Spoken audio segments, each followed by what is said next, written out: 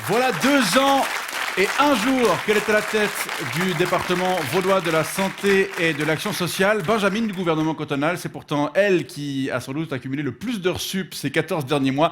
Merci d'accueillir chaleureusement Rebecca Ruiz.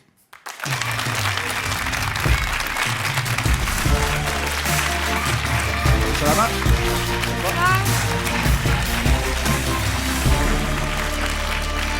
Bonsoir et merci d'avoir accepté notre invitation. Vous bossez même le samedi soir, Madame Ruiz. Vous avez pu prendre quand même congé depuis une année, depuis le mois de mars 2020? J'ai pu prendre quelques moments pendant le week-end, mais c'est vrai que je travaille beaucoup.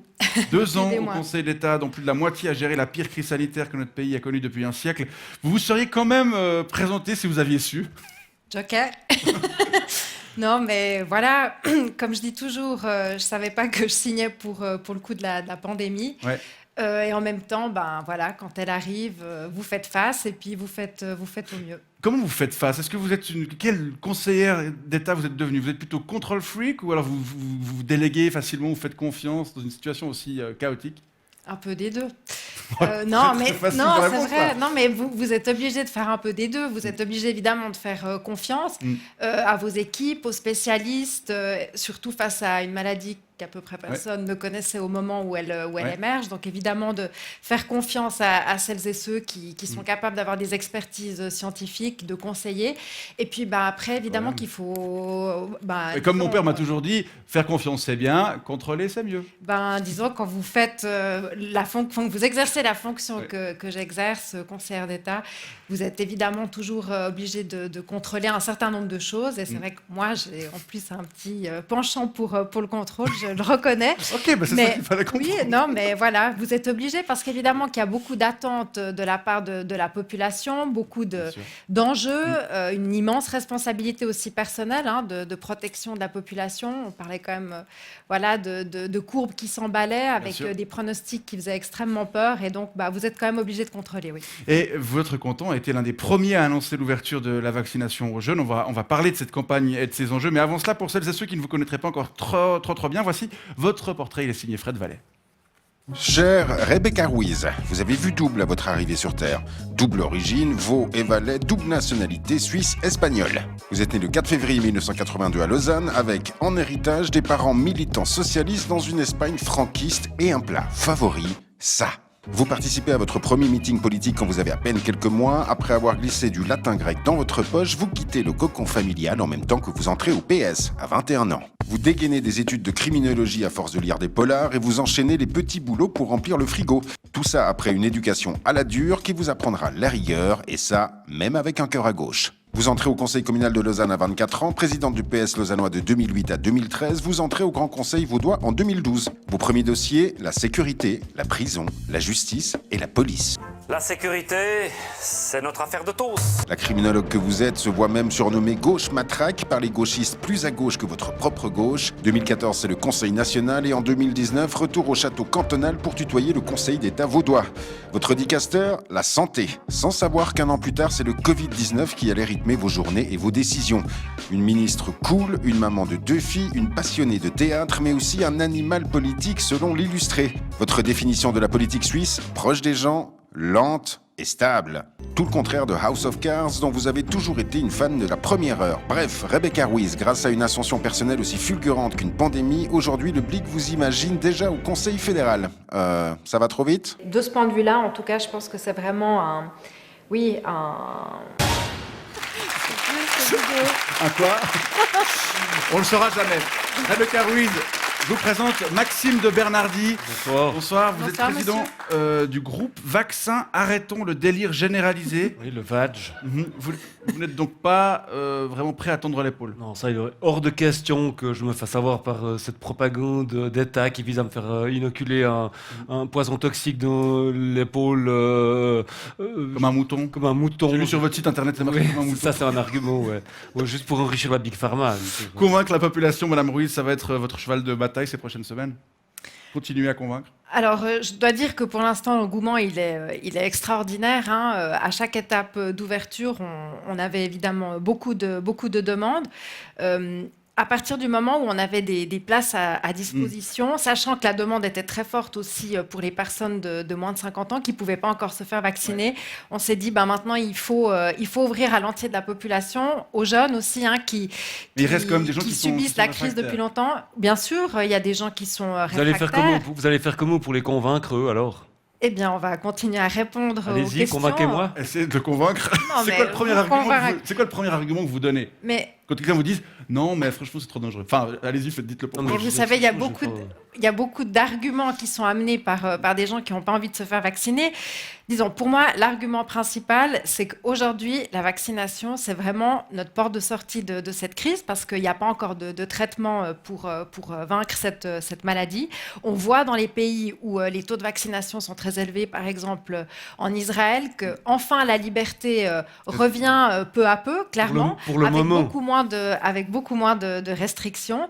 Et puis, c'est vrai aussi que l'argument principal pour la vaccination, c'est que plus on aura de monde vacciné, moins le virus circulera. Et Mais moins vous- il circulera, moins il mutera. Vous avez Et ça, regardé, c'est évidemment vous avez très regardé la important. composition du vaccin? Non, j'ai pas regardé la composition Et du vous vaccin. voulez que je Vous, me oui. fasse foutre un truc dans l'épaule? Je sais même pas ce qu'il y a dedans.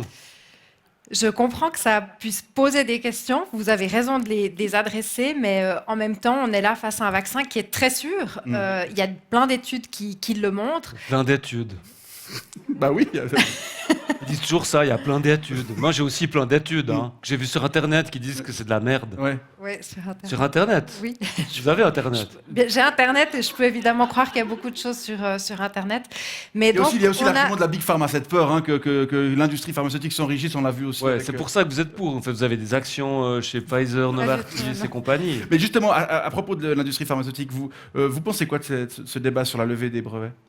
Je pense que c'est un excellent débat et comme je vous le disais, pour qu'on atteigne une immunité de groupe, pour éviter que ce faut le- virus il faut le plus circule, de vaccins il possible. faut le plus de vaccins possible parce que si on n'a que des pays industrialisés qui peuvent offrir ce vaccin à leur population et qu'on a des pays plus pauvres qui n'ont pas accès à ce vaccin, évidemment que le virus va circuler parce que le virus, il ne connaît pas les frontières. Donc Il va vous seriez circuler dans ces pays, il va muter et il va nous poser des problèmes par rapport à la revenir encore vaccination. plus méchant qu'avant, c'est ça. En tout cas, il reviendra sous des formes pour lesquelles le vaccin aura peut-être des difficultés à le contrer.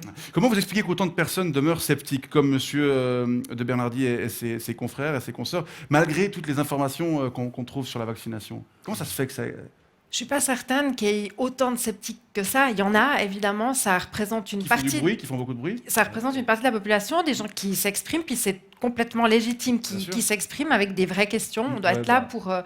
pour répondre. Et puis, il y a des gens qu'on n'arrivera jamais à convaincre. On vous dit souvent qu'on vous donne jamais la parole. Alors Ouais, allez-y, exactement, ouais. prenez-la, Sur la monsieur. RTS, vous avez toujours des provax Oui, comme c'est ça, ça, qui c'est viennent. ça. J'ai encore vu ça à la radio lundi matin. Vous aviez une provax qui venait Oui. là dire ouais c'est super. Et vous donnez jamais la parole à des C'est gens vrai, un peu alors, objectifs, qui ont des informations la petite objectives qu'ils ont histoire trouvées de- sur Internet, comme moi. À l'enseigne de Je veux dire, 120 c'est vraiment Alors, la gauche quoi. À l'enseigne de 120 secondes, c'est vrai, dans la matinale de la première, j'ai reçu une jeune femme qui était enchantée de s'être fait vacciner. On a reçu mais énormément de commentaires négatifs. Bah, dont moi, après. j'en ai écrit la moitié. J'en ai vu quelques-uns. Sous mes différents profils, je Vous avez précise. différents comptes. Bah oui. Comment est-ce qu'on pourrait rétablir le dialogue avec ces personnes sceptiques? Parce que c'est pas juste se retrouver dans cette espèce de rapport de force entre les pour, les contre. Alors, je pense, comme je vous le disais, il y a vraiment des gens qu'on n'arrivera jamais à convaincre, Ouais. qui sont vraiment des gens qui sont anti-vaccins, anti-vaccin Covid, Bien mais avant- bien avant le anti-vaccin pour tout type de maladie. Et voilà, pour ces personnes, il faut prendre acte et on est dans un système où cette vaccination, elle est pas obligatoire, elle est volontaire et on respecte ces choix. Après, il y a les indécis et face aux indécis, on doit pouvoir répondre à des questions. Voilà. Ouais. c'est- Mais il y a c'est quand un même peu des la seule objectifs, chose. Madame Ruiz, parce que j'imagine, d'après les sondages, la proportion des personnes prêtes à se faire vacciner, elle augmente. Malheureusement. Et on est encore loin des 80% qu'il faudrait pour atteindre cette immunité collective.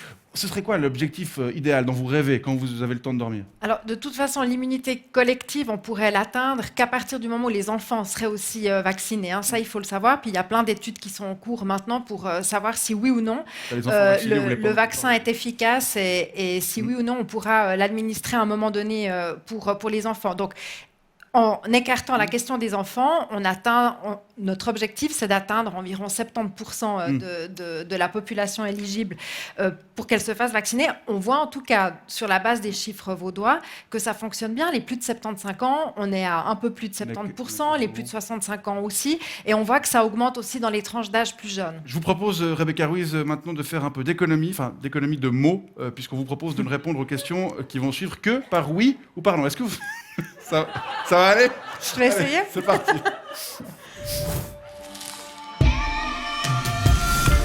Bonsoir Rebecca Ruiz, vous allez bien? Ça va, oui. Alors ça y est, vous êtes vaccinée? Pas encore, non. J'y vais bientôt. Vous n'êtes pas vaccinée? Non. D'accord. Donc vous n'avez pas d'effet secondaire pour l'instant, ça va? Non, pas d'effet secondaire, j'attendais mon tour. Vous avez fait des études de criminologie, vous regrettez parfois d'avoir ignoré ce métier pour faire de la politique?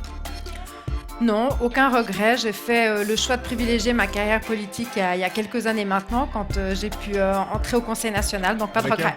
Est-ce que vous êtes prête à répondre par oui ou par non à cet entretien, Rebecca Ruiz? Oui, je suis prête. Vous avez aussi le passeport espagnol. Est-ce que tenter votre chance en Espagne comme Manuel Valls à Barcelone et surtout faire mieux que lui, ça aurait pu vous intéresser? Non. Est-ce que quand la Suisse joue contre l'Espagne au foot, vous supportez l'équipe qui gagne? Je supporte les deux, et c'est vraiment sincère. Est-ce que vous êtes contre les corridas, Rebecca Ruiz? Absolument contre. Est-ce que vous êtes pour les patatas bravas? Oui, j'adore ça. Est-ce que l'Espagne sera votre destination estivale? Oui, parce que ça fait bientôt 2 ans que j'ai pas vu ma famille. Est-ce que vous pensez vraiment qu'on va pouvoir voyager où on veut dans 2 mois? Pas où on veut, non. Le monde d'après, est-ce qu'il sera comme le monde d'avant? Je crois pas qu'il serait exactement le même, non. C'est après avoir lu des polars que vous avez décidé d'étudier la criminologie. La vraie vie, c'est aussi excitant que les bouquins? C'est même mieux. Vous êtes fan de séries aussi, du coup? Cette dernière année, vous avez fini tout Netflix? Non, j'ai pas fini tout Netflix, mais j'ai regardé pas mal de séries, oui. Vous regardez que des séries policières? Non. Dexter, par exemple, c'était pas mal du tout, hein. J'ai pas vu Dexter. Vous êtes déjà allé voir un spectacle depuis que les théâtres ont rouvert? Non, j'y vais demain. Demain soir, je vais à Midi. Le Blic vous voit déjà au Conseil fédéral, il a raison de parier sur vous? Je pense que c'est pas une question. Ça vous intéresse ou pas? Le Conseil fédéral? Oui. Non. D'ailleurs, vous auriez aimé être à la place d'Alain Berset durant cette pandémie? Pas vraiment, non. Le 4 février 2022, vous aurez 40 ans. Vous craignez la fameuse crise ou pas? Non, je crois pas. Est-ce que vous pensez qu'on aura totalement abandonné les quarantaines sanitaires quand vous serez vous-même en pleine quarantaine? Je l'espère, oui. Rebecca Ruiz, on vous appelle parfois Olivia Ruiz. Oui, très souvent. Est-ce que vous aimez la musique d'Olivia Ruiz? Oui, j'aime bien et j'ai surtout adoré son bouquin. Vous êtes la première invitée depuis au moins 8 siècles à fouler ce plateau avec du public et vous êtes ministre de la Santé. Est-ce que c'est une coïncidence? Est-ce que c'est une coïncidence? Oui. Merci Rebecca. Allez, on va dire Olivia Ruiz, vous êtes...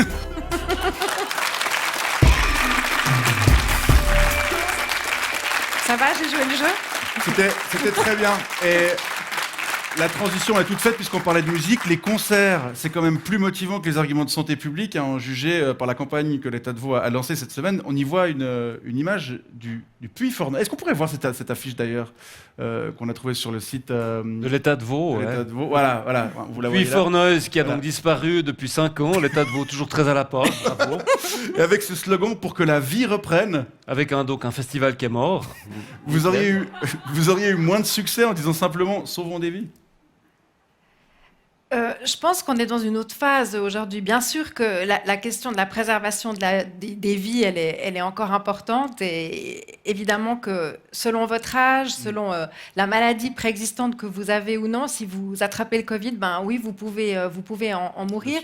Mais là, on est dans une autre phase. On est dans la phase de sortie du tunnel et on a envie de montrer à la population, comme je vous le disais avant, qu'avec le vaccin, eh bien, cette normalité qu'on attend toutes et tous pourra reprendre, y compris ces moments conviviaux de rassemblements des festivals qui existent. Les festivals du fut, non mais qui... Non, ils existent quand même. Alors, pas sous cette forme, évidemment, et pas le Puy. Ok, pas le Puy Fornoy, ça j'en conviens, mais je savais pas que c'était engueuler le gars qui a choisi là. J'ai une super photo si jamais pour illustrer. Et la libre de droit, forcément, tous les ayants droit sont partis aux vacances, toujours. Bon, on espère pour vous que cette campagne aura le succès espéré rapidement, puisqu'on arrive au bout de cette émission. Maxime de Bernardi, vous allez vous faire vacciner quand alors? Ça va pas, mais je vais pas me faire vacciner, je vous ai dit, jamais je changerai d'avis.